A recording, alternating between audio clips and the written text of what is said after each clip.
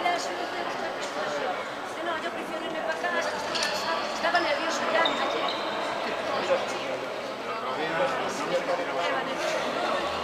A las 10:30. Y ayer, una vez que te veas, te digo, ¿cuándo te tengo que dar y tal? Y digo, pues hay que llamar al gimnasio.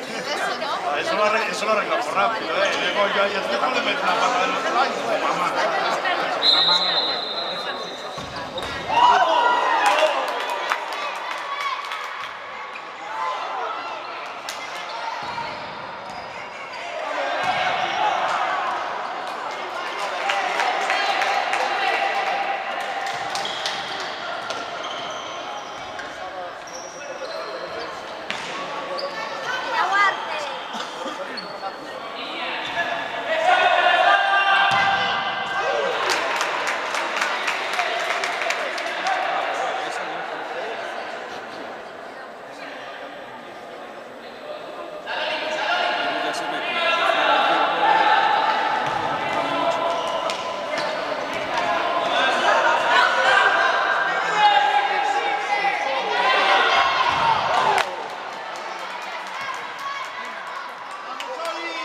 ¡Falta! ¡Falta!